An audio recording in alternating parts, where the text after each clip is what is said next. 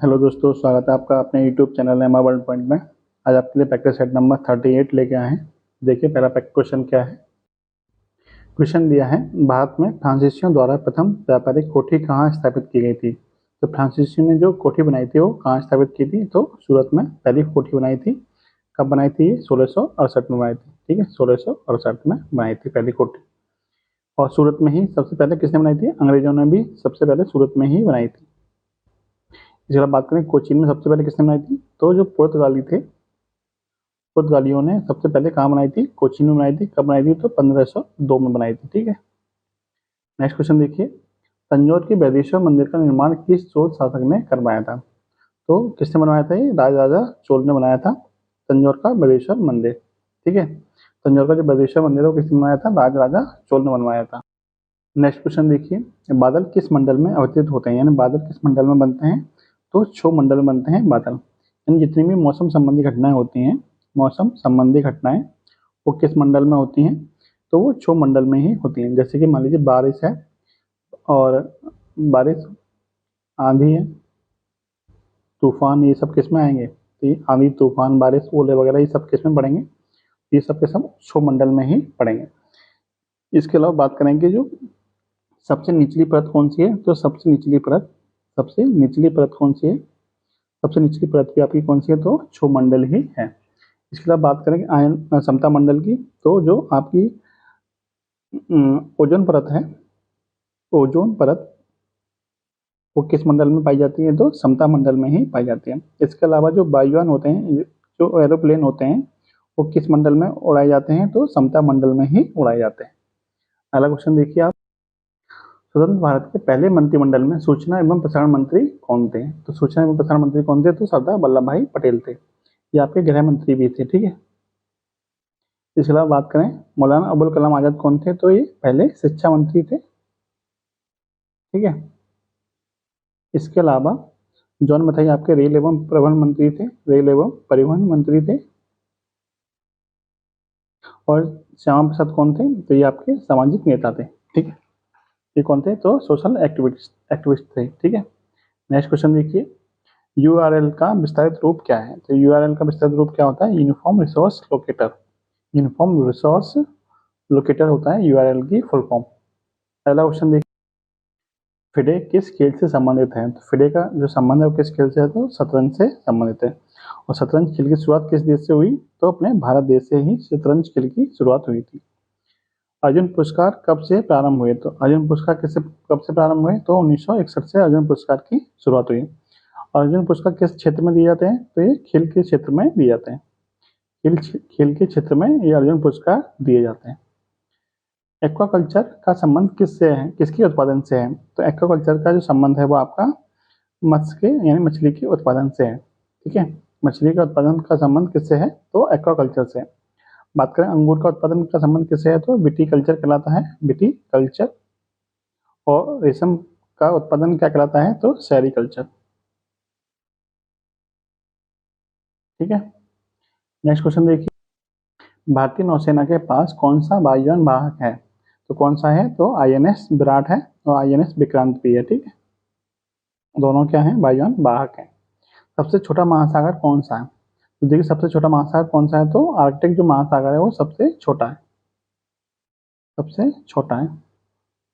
बात करें सबसे बड़ा कौन सा है? तो सबसे बड़ा आपका प्रशांत महासागर है, सबसे बड़ा आपका प्रशांत महासागर है। और प्रशांत महासागर में क्या पाया जाता है? तो अग्नि वलय पाया जाता है। अग्नि वलय यानी कि रिंग ऑफ फायर किसमें पाया जाता है? तो रिंग ऑफ फायर। ठीक है, रिंग ऑफ फायर किसमें मिलते हैं? तो आपके प्रशांत महासागर में ही मिलते हैं। इसके बाद बात करें कि त्रिभुजाकार त्रिभुजाकार कौन सा महासागर है? तो आपका हिंद महासागर है। इसको हम क्या कह सकते हैं? इसको हम अर्ध महासागर के नाम से भी जानते हैं, अर्ध महासागर के नाम से। ठीक है, और सबसे बड़ा हो गया, सबसे छोटा भी हो गया। ठीक है, नेक्स्ट क्वेश्चन देखिए, शून्यकाल की अवधि लोकसभा में कितनी होती है? तो शून्यकाल की अवधि कितनी होती है? 1 घंटा होती है।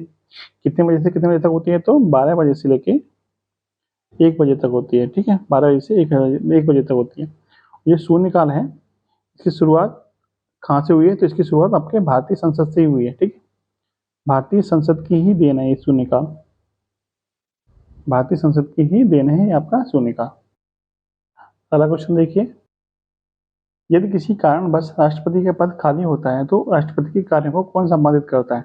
तो कौन संपादित करता है? तो मैंने आपको बताया हुआ है कि राष्ट्रपति स्थान पर कौन आएगा? उपराष्ट्रपति आएंगे। यदि मान लीजिए उपराष्ट्रपति भी नहीं है तो सीजेआई आएंगे। ठीक है, सीजेआई मतलब चीफ जस्टिस ऑफ इंडिया, यानी कि भारत के मुख्य न्यायाधीश उनका पद संभालेंगे।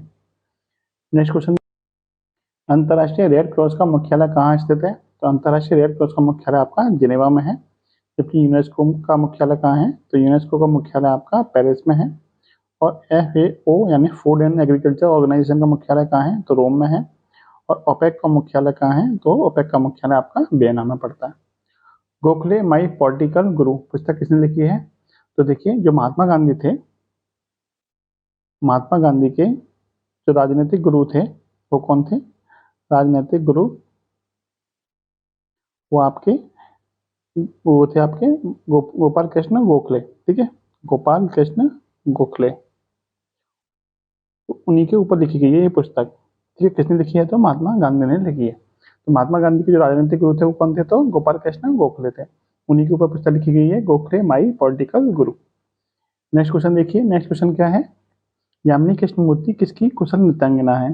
तो कुचिपुड़ी भी जानती हैं वो और भरतनाट्यम भी जानती हैं। तो ये दोनों ही नृत्य जानती हैं। कौन? यामिनी कृष्णमूर्ति। बात करें कुचिपुड़ी कहाँ का है? तो ये आपका आंध्र प्रदेश का शास्त्रीय नृत्य है। जो भरतनाट्यम है वो कहाँ का है? तो तमिलनाडु का है। तो कथकली कहाँ का है? तो आपका केरल का है। केरल का एक शास्त्रीय नृत्य और है, उसका नाम क्या है? मोहिनी अट्टम। मोहिनी अट्टम। ठीक है, अगला क्वेश्चन देखिए, जब एक वस्तु का वेग दोगुना हो जाता है तो इसका हो जाता है क्या? हो जाता है त्वरण दोगुना हो जाता है, या फिर संवेग दोगुना हो जाता है, या फिर गतिज ऊर्जा दोगुनी हो जाती है, या फिर स्थितिज ऊर्जा दोगुनी हो जाती है। तो मैंने आपको वीडियो में बताया था कि जो संवेग होता है वो P बराबर क्या होता है? M into B. यानी यदि वेग भी दोगुना करेंगे तो आप संवेग भी क्या हो जाएगा? दोगुना हो जाएगा। यदि हम द्रव्यमान को दोगुना करेंगे तो हमारा संवेग भी क्या होगा? दोगुना हो जाएगा, क्योंकि जो संवेग है वो डायरेक्टली प्रोपोर्शनल है द्रव्यमान और वेग के। तो वेग क्या हो रहा है? दोगुना हो रहा है, तो इसका मतलब हमारा संवेग भी क्या होगा? दोगुना हो जाएगा। ऑप्शन नंबर बी हमारा राइट आंसर हो जाएगा। मैदान की अपेक्षा रेगिस्तान की रात अधिक ठंडी होती है, क्यों? क्योंकि वहां पर क्या होता है? बालू जितनी जल्दी गर्म होती है उतनी ही जल्दी क्या हो जाती है? ठंडी हो जाती है। यानी बालू जितनी जल्दी ठंडी गर्म होती है उतनी जल्दी क्या हो जाती है? ठंडी हो जाती है। इसलिए बालू दिन में गर्म हो जाती है और रात को ठंडी हो जाती है। तो इसलिए रेगिस्तान में क्या होता है? रातें ठंडी होती है।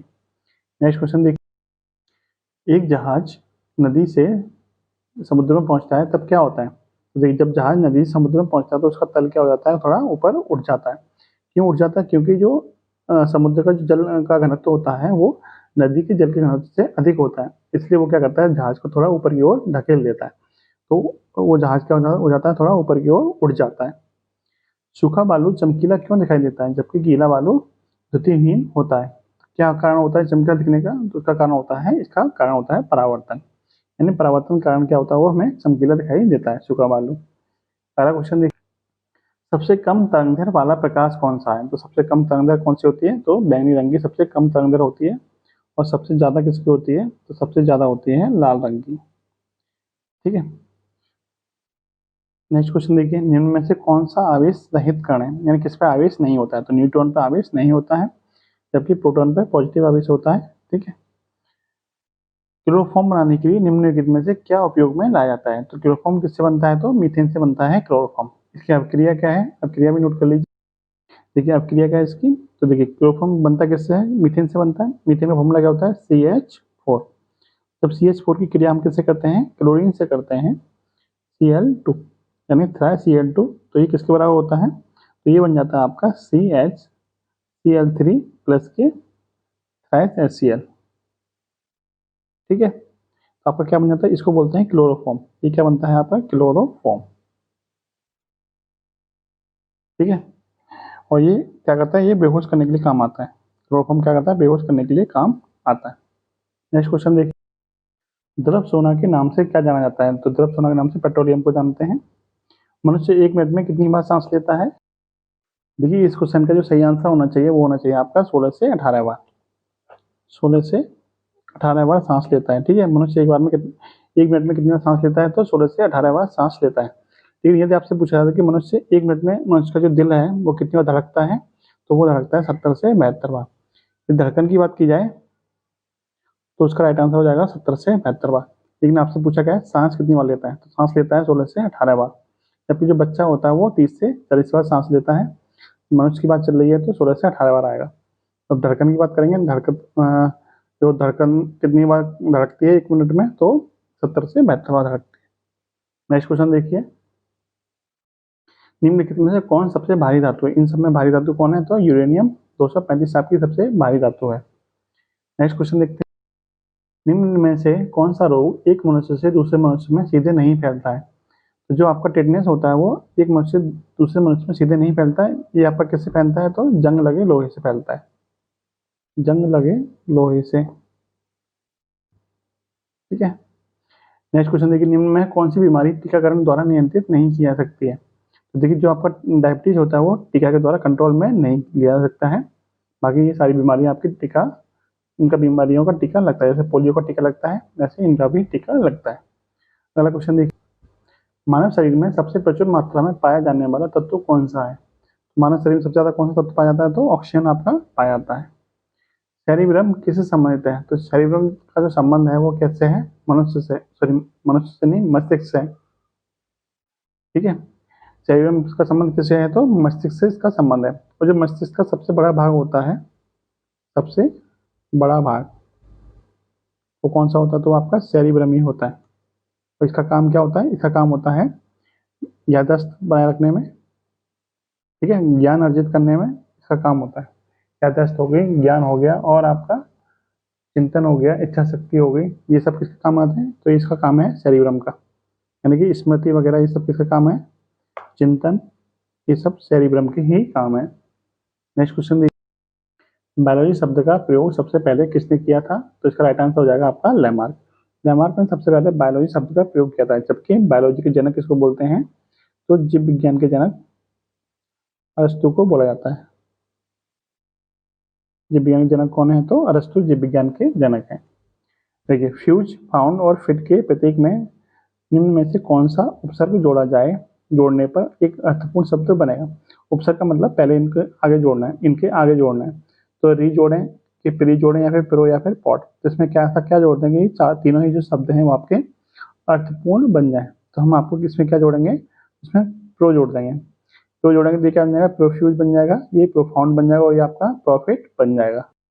देखिए, जब इसमें क्या करेंगे, फ्यूज में प्रो जोड़ देंगे तो क्या बन जाएगा? प्रोफ्यूज बन जाएगा। और प्रोफ्यूज का मतलब क्या होता है? प्रोफ्यूज का मतलब होता है प्रचुर। ठीक है, इसका मतलब क्या बन जाएगा? इसका मतलब हो जाएगा प्रचुर। और प्रोफाउंड का मतलब होता है प्रबल। और प्रॉफिट का मतलब क्या बन जाएगा? लाभ। ठीक है, यानी ये तीनों ही शब्द क्या बन जाएंगे? आपके अर्थपूर्ण बन जाएंगे। नेक्स्ट क्वेश्चन देखिए, एक आदमी ने एक औरत से कहा कि तुम्हारी माता के पति की बहन मेरी बुआ है। औरत का आदमी से क्या संबंध है? देखिए, ब्लड रिलेशन का क्वेश्चन है। मैंने आपको कई क्वेश्चन करा दिए। इस क्वेश्चन का आंसर आप कमेंट बॉक्स में बताइए, इसका राइट आंसर क्या होगा। नेक्स्ट क्वेश्चन चेक करते हैं। देखिए, किसी सांकेतिक भाषा में ईट को 318 तथा चेयर को 24,156 लिखा जाता है, तो टीचर को क्या लिखा जाएगा? तो देखिए, ई का कोड कितना है? 3, ई का कोड कितना है? 1, तो टी का कोड कितना है? 8। इसी तरह से मतलब इनको कोडिंग की गई है। आपको चेक करना है कि टीचर का कोड क्या बनेगा। तो देखिए, हमको क्या चेक करना है? आप पीछे से चेक करिए। क्यों? क्योंकि आगे के ज़्यादातर लेटर क्या है? सेम दे रखे हैं सब में।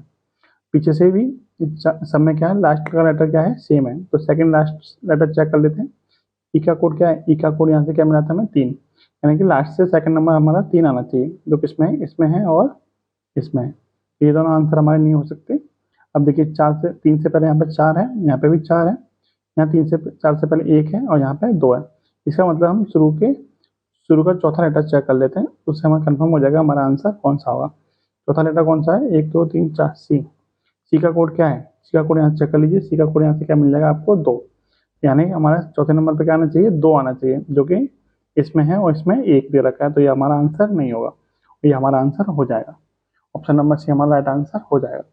नेक्स्ट देखिए, निम्न संख्या श्रृंखला में कौन सी संख्या गलत है? तो बताना इसमें गलत संख्या कौन सी है। देखिए, तो 10 में प्लस के 2 करेंगे तो कितना आएगा? 12। प्लस के 3 करना चाहिए तो 15 आना चाहिए। फिर प्लस के 4 करेंगे तो 19 आएगा। प्लस के 5 करेंगे 24 आएगा। और प्लस के 6 करेंगे तो 30 आएगा। यानी कि हमारा गलत कहाँ पे हुआ है? तो गलत हमारा यहाँ पे हुआ है। 16 की जगह हमारा कितना आना चाहिए? तो 15 आना चाहिए। क्योंकि 10 और 2 12, 12 और 3 15, 15 और 4 19, 19 और 5 24 और 6 30। तो हमारी सीरीज आपकी क्या बन जाएगी, सही बन जाएगी। तो यहाँ पे 16 की जगह पे हमारा क्या आना चाहिए, 15। तो गलत क्या प्रयोग हुआ है, तो गलत संख्या कौन सी है इसमें, तो 16 आपकी गलत संख्या है। हमारे छात्रों की कक्षा में महेंद्र का जो क्रम है ऊपर से 15वां है, तो नीचे से कितना होगा, अंतिम से उसका क्रम कितना होगा, तो 52 माइनस के 15, 52 माइनस के 15 प्लस के 1। तो 52 में 15 घटाएंगे कितना आएगा, 37, 37 प्लस का 1 कितना हो जाएगा, 38। यानी कि नीचे से जो क्रम होगा उसका कौन सा होगा, तो 38वां क्रम होगा आपका। ठीक है, अगला क्वेश्चन देखिए, 5 अंकों की सबसे बड़ी एवं सबसे छोटी संख्या में अंतर कितना है। तो 5 अंकों की सबसे बड़ी संख्या कितनी हो जाएगी, 99,999, और सबसे छोटी संख्या कितनी हो जाएगी, 10,000। इनका अंतर कर दीजिए, कितना हो जाएगा, 9 9 9 9 और 8, यानी कि 89,999। ऑप्शन नंबर सी आपका क्या हो जाएगा, राइट आंसर। 1.25 के तुल्य भिन्न होगा। तो देखिए 1.25 को भिन्न में बदल दीजिए, पॉइंट हटाएंगे, बटे में कितना आ जाएगा, 100। 25 से कटेगा 5 बार, 25 से कटेगा 4 बार। 5/4 किसके बराबर होता है, 1 सही 1/4 के, यानी कि ऑप्शन नंबर ये आपका राइट आंसर हो जाएगा। यदि a plus B plus C बराबर 0 है, तो A Q plus B Q plus C Q बराबर क्या होता है, 3abc होता है।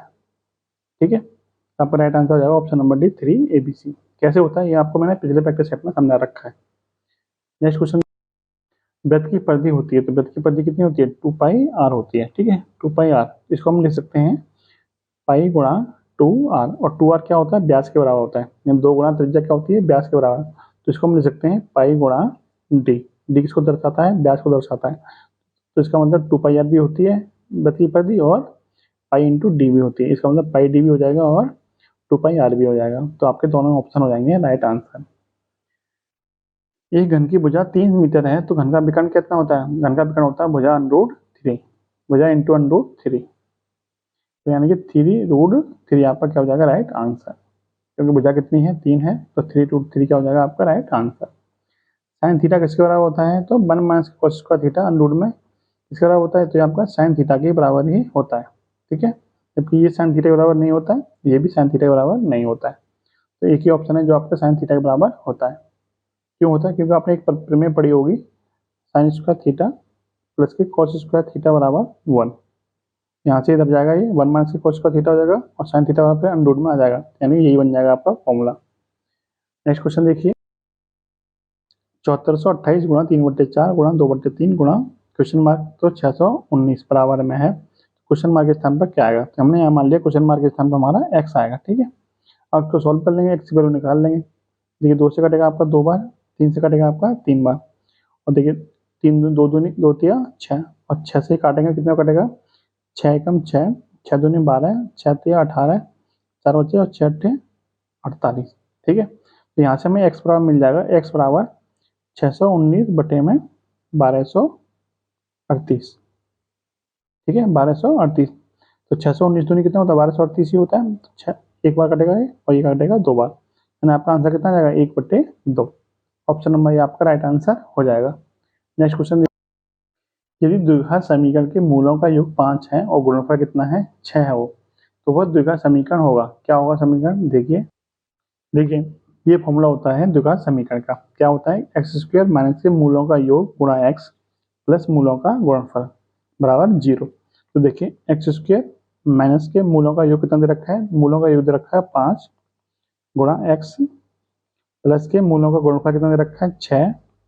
ठीक है, बराबर कितना आ जाएगा, 0। तो इसको सॉल्व कर लीजिए, तो हो जाएगा x² माइनस के 5x प्लस के 6 बराबर 0। तो यही आपका क्या हो जाएगा, द्विघात समीकरण, जो कि आपका ऑप्शन नंबर बी में दिया हुआ है। नेक्स्ट क्वेश्चन देखिए, बाई का x% प्लस x का बाई% किसके बराबर होगा।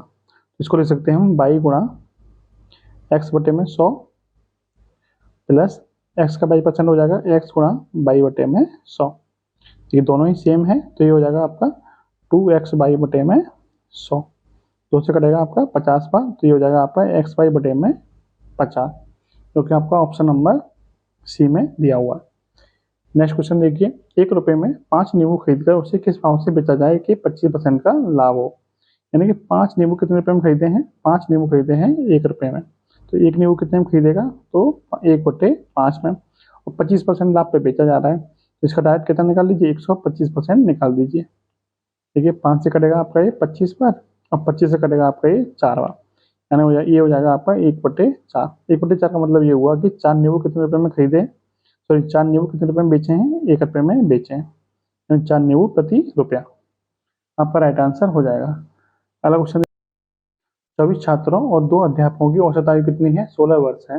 यदि उन दोनों अध्यापकों की आयु का योग कितना है, 56 वर्ष है, तो केवल छात्रों की औसत आयु कितनी होगी। देखिए, यदि मान लीजिए दोनों जो अध्यापक हैं उनकी आयु कितनी होती है, 16-16 साल होती, तो कुल मिला कितने साल के होते दोनों, तो 32 साल के होते, 16-16 32 साल के होते। लेकिन दोनों है कितने साल के, 56 साल के।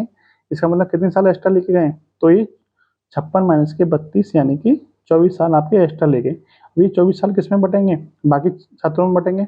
अब छात्र है कितने, 24 छात्र ही बचे, तो प्रत्येक के हिस्से में कितना पड़ेगा, प्रत्येक के हिस्से में पड़ेगा यानी कि माइनस का 1 पड़ेगा, यानी कि जो औसत है वो पहले से 1 कम हो जाएगा। पहले औसत कितना था, 16 था, तो अब औसत कितना हो जाएगा, 16 माइनस के 1 यानी कि 15 औसत हो जाएगा।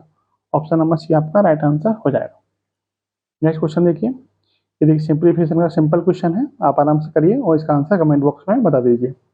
नेक्स्ट क्वेश्चन देखिए, 500 रुपये पर 8% वार्षिक ब्याज की दर से 4 वर्ष का साधारण ब्याज बताइए। साधारण ब्याज कैसे निकालते हैं, साधारण ब्याज बराबर होता है मूलधन कितना है 500, गुणांतर कितनी है 8%, समय कितना है 4, बट्टे में कितना जाएगा 100, तो 0 से 2 0 खत्म, पनोटे 40 और चांदी चौका 160, यानी कि ऑप्शन नंबर डी क्या हो जाएगा आपका राइट आंसर। दो संख्या का अनुपात दे रखा है 3:4, उनका योग दे रखा है 420, तो बड़ी संख्या बताइए, बड़ी संख्या इसमें कौन सी है 4, तो 3 और 4 कितने होते हैं 7, 7 यूनिट की वैल्यू दे रखी है 420, यानी कि 7 बराबर 420 है, तो 1 बराबर कितना हो जाएगा 420 बटे में 7, 7×42 यानी कि 60, यानी कि 1 यूनिट की वैल्यू आ गई 60। आपसे पूछा गया है बड़ी संख्या, बड़ी संख्या इनमें कौन सी है 4, तो 4 की वैल्यू कितनी हो जाएगी, 4 की वैल्यू हो जाएगी 60 गुणा 4 यानी कि 240। ऑप्शन नंबर सी आपका राइट आंसर हो जाएगा।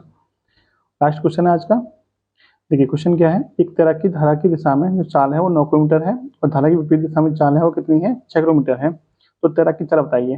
तो मैंने आपको क्या बताया था कि यदि तैराकी चाल निकालनी है तो क्या करिए आप, जो अनुकूल जो चाल है और जो प्रतिकूल चाल है दोनों को जोड़ के आधा कर दीजिए, यानी कि 9 + 6 बटे में 2 कितना हो जाएगा 15 बटे में 2 यानी कि 7.5। ये 7.5 क्या निकल के आएगी आपकी तैराकी चाल निकल के आएगी, यानी जो तैराकी चाल हो जाएगी वो 7.5 किलोमीटर प्रति घंटा हो जाएगी। लेकिन यदि आपसे पूछ लिया जाए कि जो धारा की चाल है यानी कि जो धारा की चाल है वो कितनी होगी, तो आपको क्या करना है, इन दोनों का अंतर कर दीजिए, यानी 9 माइनस के 6 कितना हो जाएगा 3 और उसका आधा कर दीजिए, 3 का आधा 1.5, तो जो धारा की चाल होगी वो कितनी हो जाएगी, धारा की चाल हो जाएगी आपकी 1.5 किलोमीटर प्रति घंटा। ठीक है, तो आपके दोनों ही आंसर निकल के आ जाए, जो पूछा जाए आपसे आराम से बता दीजिए। ठीक है, तो इसका आंसर कितना जाएगा 7.5 किलोमीटर प्रति घंटा। तो ये था आज का प्रैक्टिस सेट, वीडियो आपको कैसी लगी जरूर बताइएगा। जय हिंद, जय भारत।